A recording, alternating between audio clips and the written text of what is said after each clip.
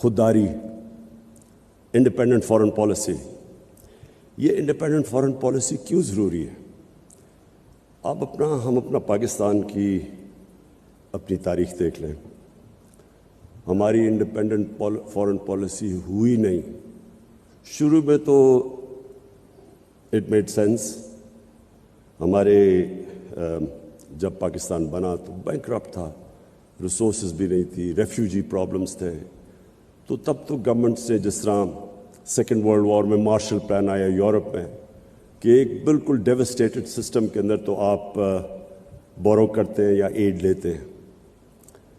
لیکن جو ہماری ڈپینڈنسی ہو گئی اس کے اوپر، یہ سب سے بڑا نقصان ہوا ہے پاکستان کو.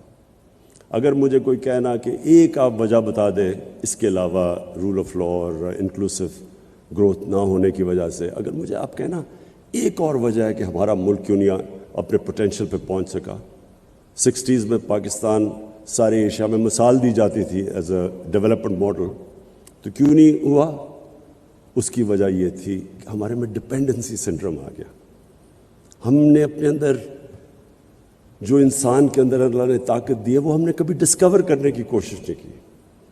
ایک انسان اپنی پوٹینشیل پہ تب پہنچتا ہے جب وہ ریزسٹنس کے سامنے کھڑا ہوتا ہے، جب وہ انسان پش کرتا ہے اپنے آپ کو، اس کے اندر سے اللہ کا اتنا جو پوٹینشیل دیا وہ نکلتا ہے. جس طرح ایک اللہ نے انسان کو بنایا ہے ایسا ہے کہ اگر وہ بازو کو ریزسٹ کرے گا، ویٹس اٹھائے گا، بازو تکڑا ہو جائے گا. بازو کو استعمال نہ کرے وہ سوکھ جائے گا. وہی انسان کا جو اصل پاور ہاؤس ہے، اس کا مائنڈ، جتنا وہ ریزسٹ کرتا ہے اتنی وہ اپنے اندر ڈسکور کرتا ہے اللہ نے کیا صلاحیتیں دی ہیں. قوم کا بھی یہی ہے. قوم کے اندر جب یہی شروع میں آ جائے کہ جی اگر ہمیں ایڈ نہیں ملے گی تو ہم چلیں گے نہیں، تو پہلے معافی سے شروع کریں. وہ قوم نہیں کبھی بنی. قوم بنتی ہے جب ایک independent foreign policy, meaning foreign policy جو قوم کے مفادات کو پرائرٹی دیتی ہے، پھر آگے چیزیں آگے جاتی ہیں اس کے. تو آپ اب دیکھ لیں، کبھی ہم نے ایویلیویٹ نہیں کیا کہ ہم نے جب افغان جہاد میں شرکت کی تو اس سے ہم نے کیا کھویا کیا پایا. اس کی کبھی انڈیپینڈنٹ انالیسز نہیں ہوئی کہ ہم نے اپنی بالکل افغانستان کے لوگوں کی مدد کی. فورن آکوپیشن تھی، ان سے ظلم ہوا، ہم نے شرکت کی.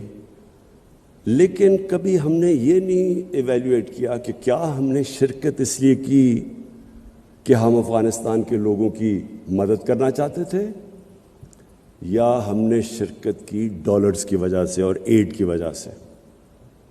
اس کی ہم نے صحیح معنی میں ایویلیویشن نہیں کی. کبھی ڈسکشن نہیں ہوئی.